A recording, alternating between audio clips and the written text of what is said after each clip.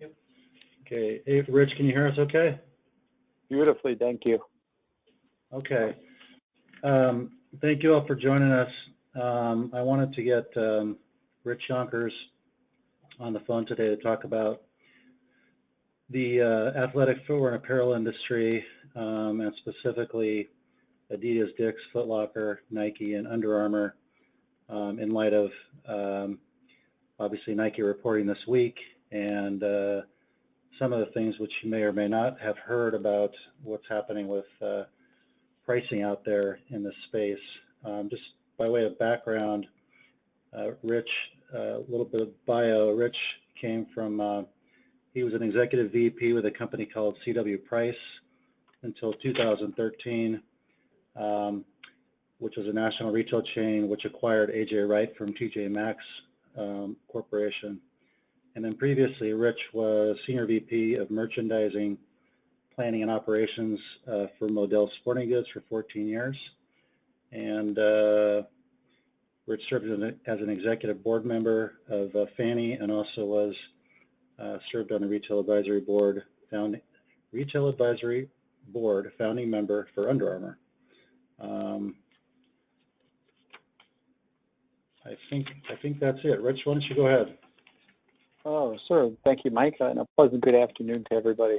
So I'll break the overview into two parts. One is I'll talk a little bit about what we're seeing in the marketplace today, and then one a little bit about the brands, how they're reacting, and what the go-forward trends might look like. And then as the third part, we'll open it up for some questions. But Mike, the timing for this call is absolutely perfect because we're coming into some peak selling.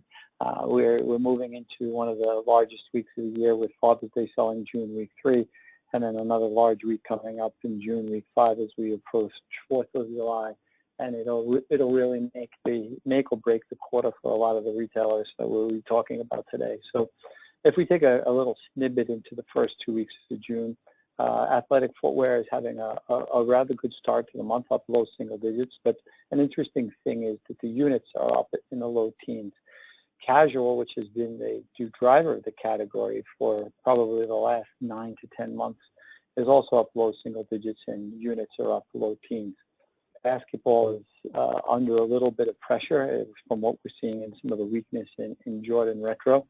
But very interesting is that the units are up in the mid-teens so far this month. And then running is now the strongest category now for about the past 6 weeks, up mid-single digits. When we look at athletic apparel, we see a little bit of a different trend where we see dollars down in the mid-single digits and we see units down in the low single digits for the first 2 weeks of the month. I think one of the things we're seeing there is a pressure on athletic apparel from a reduction or, some very big comp sales that were associated with the athleisure trend that the category is moving up against. When the athleisure trend started about a year and a half ago, women's bottoms and athletic apparel was one of the first to catch on, and then the athletic footwear kind of lagged between 3 to 6 months after. So I think we might start to see some of those pressures, especially in casual and women's, once we hit maybe week 2 or week 3 in August during back-to-school shopping. To give everybody a little bit of an overall view of what's happening in footwear and where we stand today in athletic footwear, right now retailers are poised to put their orders in for Q2 of 2018. Believe it or not, the deadline for Nike, UA, and Adidas is right before 4th of July, in which all the retailers really have to book Q2 of next year. That's how far the category works in advance. So that's kind of why we can get a vision of what is going to happen as opposed to what's happening now and some of the things that we'll talk about. As we've hit the stores, one of the things we've seen started right after Memorial Day is that we were seeing an increase in promotional activity.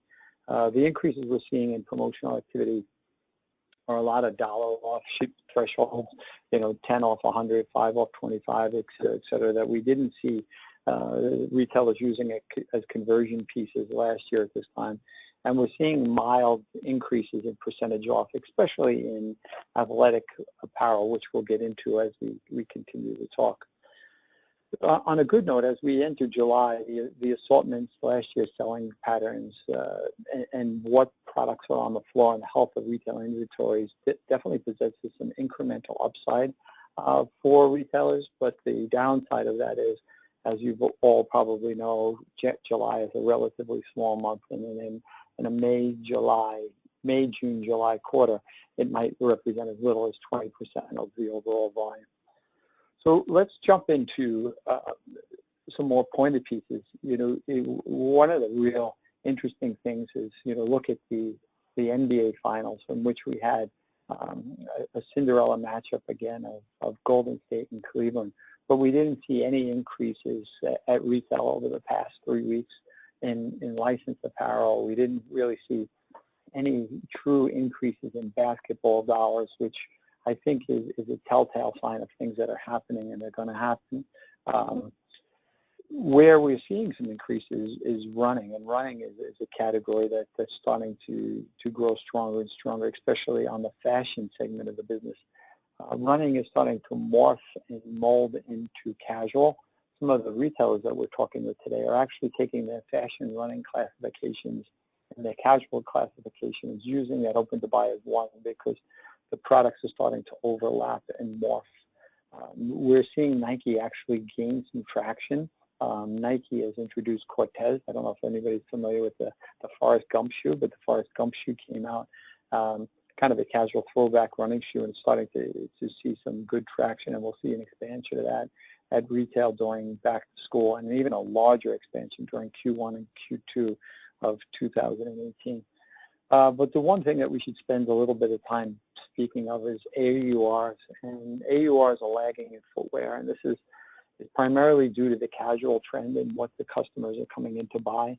The casual shoes, the price points are from $39.99 to maybe $79, $89, whereas last year that same trip or that same transaction at retail was probably $60 to $100 because they were buying more performance and more technology.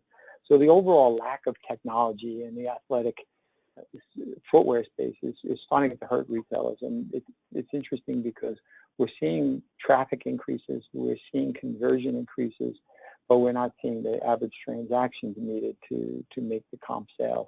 And I think with everything that's in the trend line, we should probably see this continue at least through September week 2, which will be primarily through the back-to-school selling season. But another interesting piece is the brands that are winning and losing has shifted a little bit as casual was starting to grow, and we were at the same point last year. If we take a step back, everybody was trying to get Adidas, everybody wanted Originals, everybody wanted Stan Smith Superstars, and that's what I needed to make my back-to-school numbers. And with limited distribution, limited allocation, and some of them with not the proper relationships with Adidas, they couldn't do it. So some of the tertiary brands, whether they were Asics, Puma, Saucony, and New Balance, were actually starting to see some increases in business. But now as that business normalizes, these tertiary brands are the ones that are the first to take some hits. We'll move back into a kind of a top-line overview of athletic apparel, and we'll give some background of the things that we see happening by category. So in athletic apparel, the fulcrum point remains performance apparel.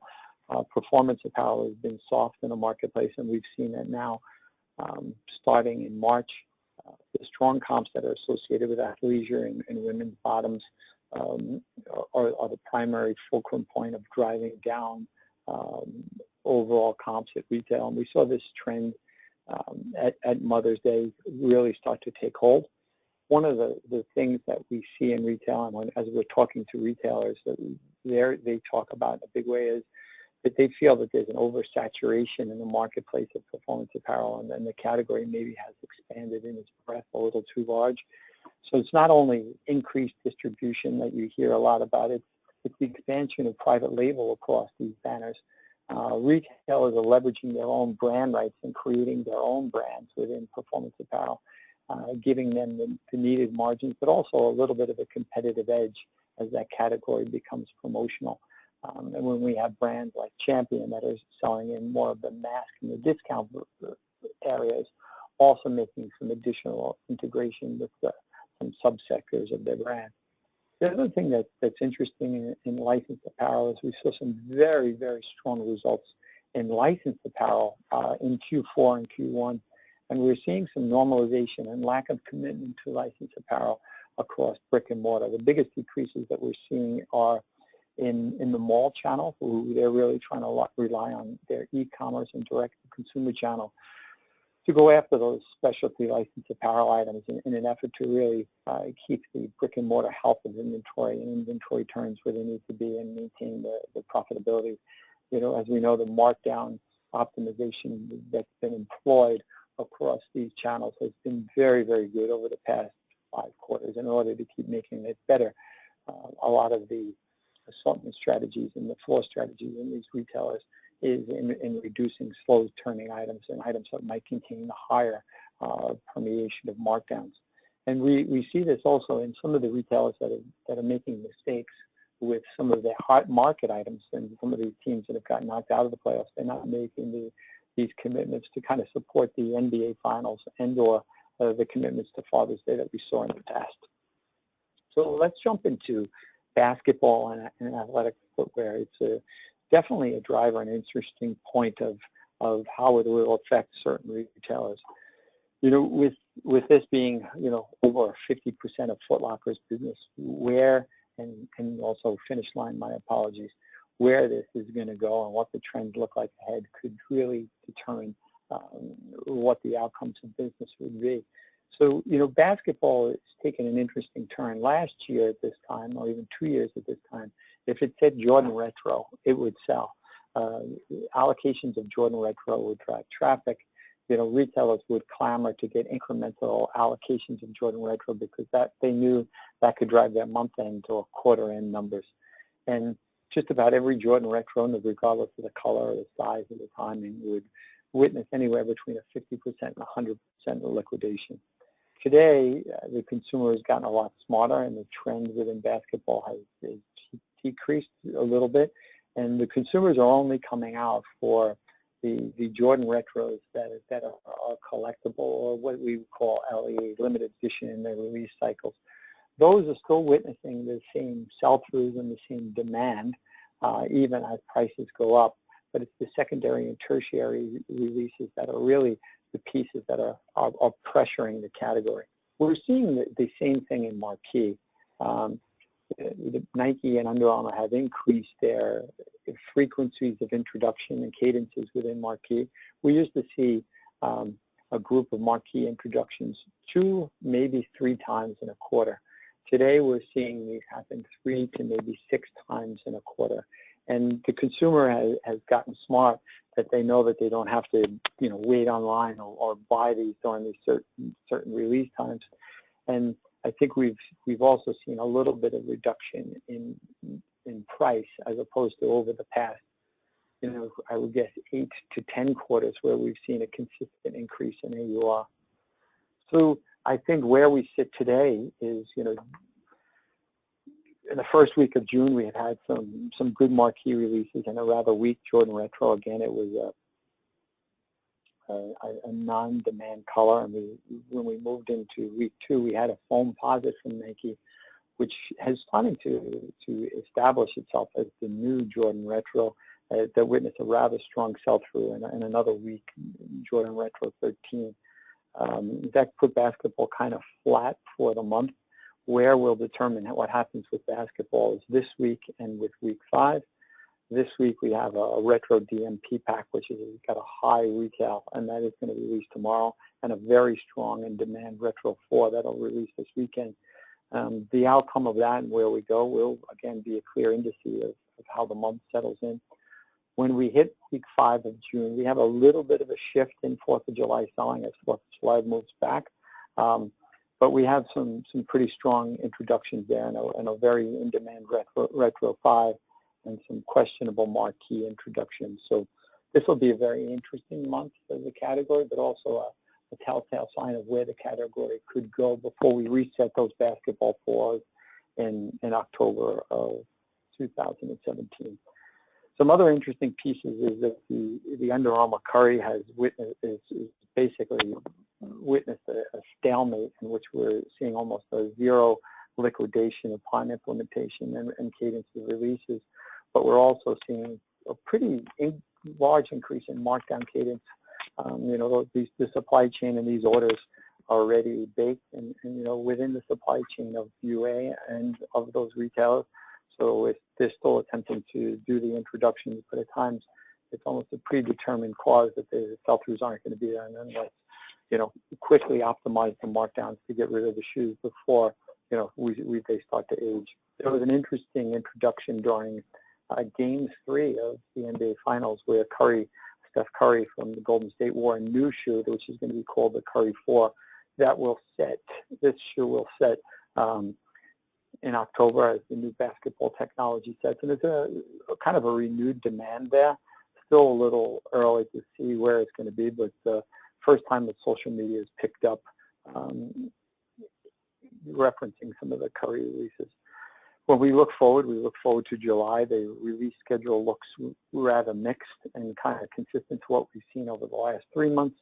And then when we look forward to back to school, we've seen Nike make the necessary adjustments, and we see an increase in foam posits, and we see Adidas increasing the frequency, and it also looks like, but we can't confirm, they increasing the units of Yeezys in the marketplace during the early back to school period, which should be interesting. Mike, was that a question? Okay, I'll continue to go. When we move into casual, this is a category I think everybody should take a real look at.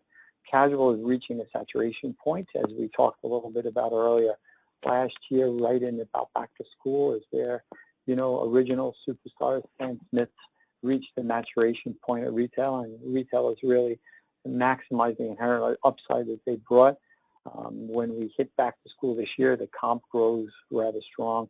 We have a little bit of a decrease in price from last year, but we also have a pretty large increase in distribution.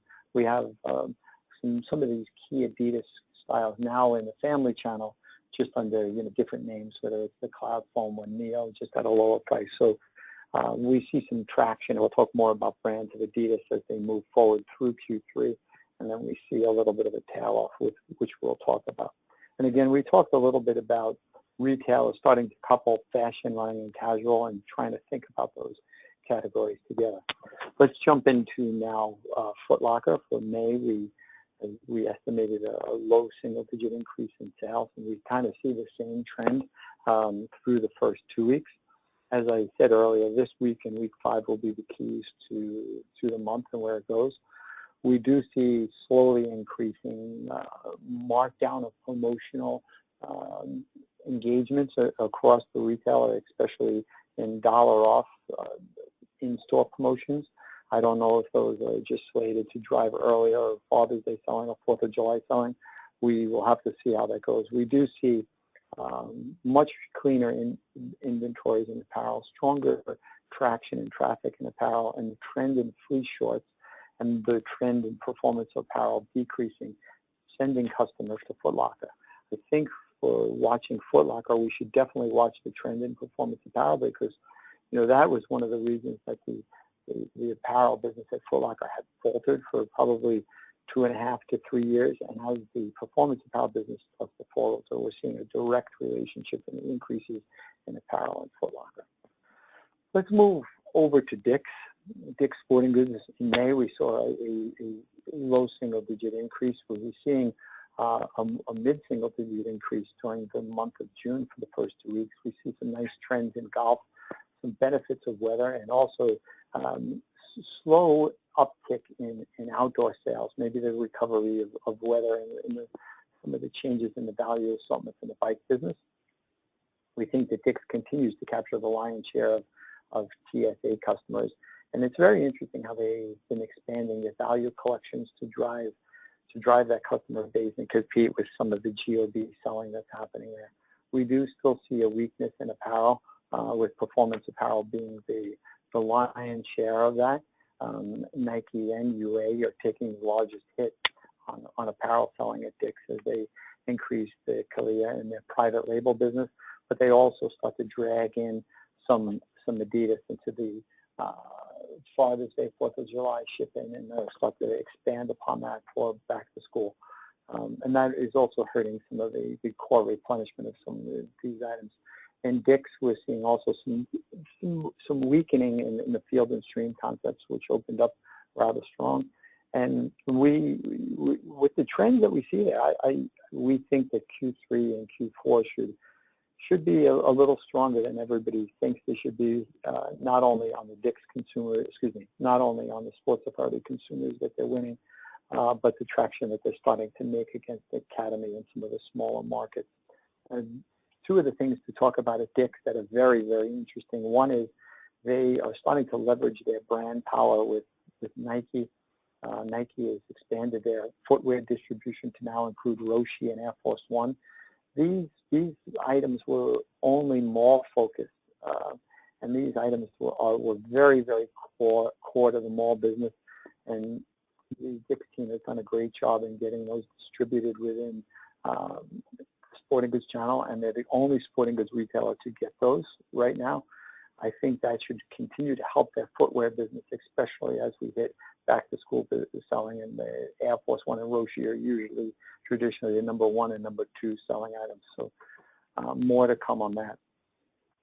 When we look at brands, some of the things that we see in brands is we see that Adidas still has continued momentum with casual. Their move to family and the value channel will definitely help the ship in during the early Q3 time. And we think that the products that they're shifting and they're mimicking in Cloud, Foam, and Neo will give them some of that expansion. What is going to happen beyond that point as they start to kind of mirror their performance items across channel will something that we'll have to watch, especially as we go through Q4. And another great thing to see is that Adidas has continued to make traction within the mall channel beyond, just some of those core originals, whether it's in the Ultra Boost or NMD running category, or some of the early traction they had within Harden and basketball with the expanded distribution. Another brand that we'd like to talk about is Nike. I know Mike said that that's point of mind. Is one of the interesting pieces with Nike is the athletic footwear sector as a whole is kind of struggling with a lack of technology. Nike has definitely seen that, and I think is addressing that. Some of the technology introductions we'll see in Q4 is starting to give them some traction, and I think their brand strength with the retailers and how they can demand futures and demand distributions coming back, especially during Q4, late Q4, and Q1 2017 and Q2 2017, 18. So let me focus back, Q1 2018, Q2 2018. When they're starting to introduce some expanded technology into the marketplace, and retailers are going to need that to write their assortments, I think we'll start to see an upturn in Nike, not only with the technology, also with some of the alignment that they have with casual, some of the previously mentioned introduction of Cortez, a resurgence in Air Max, which I think you might hear about during the call. That fashion running category is being primarily driven with Nike, and some reintroduction of some of their technology. And Nike is also doing a very smart way of pushing down the technology into the value and family channel. You see Tenjun, which is a knockoff of Roshe, that has hit the value channel and hasn't really hurt AURs, and that could be a big traction piece for them as they hit back to school selling. Mike, is there any questions or any I want us to leave the final 6 minutes for that. Any directions that you might want me to give?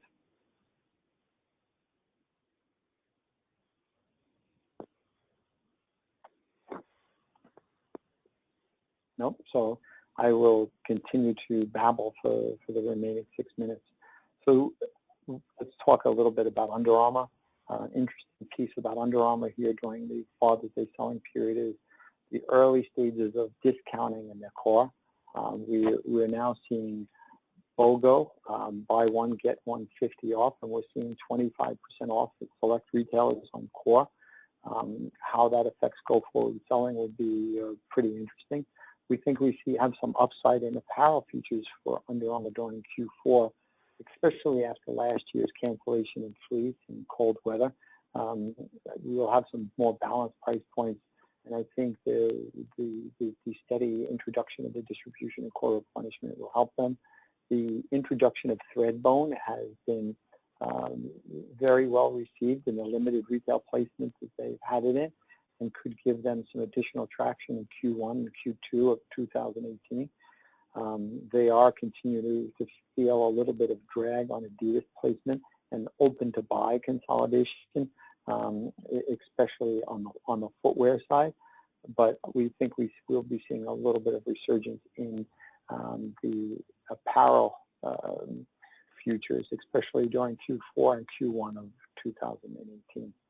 When we look at ahead, we think the strongest categories from now through back to school will be running, followed by casual, especially through week 2, week 3 of August. We feel that basketball will be under pressure through that time. When we look at brands, a brand that I think you'll be hearing a lot more of is Puma.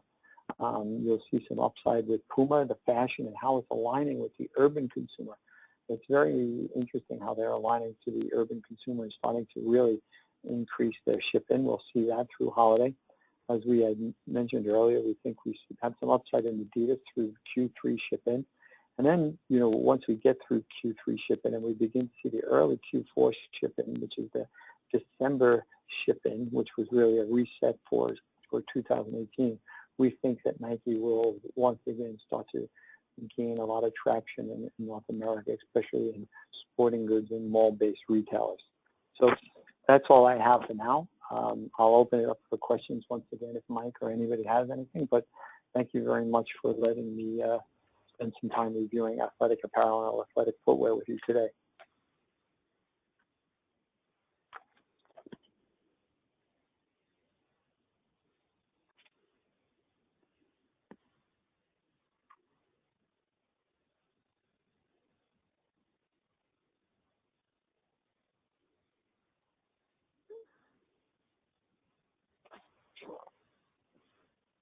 All right, thank you, everybody. I guess there's no questions. Have a beautiful day, and thank you for dialing in.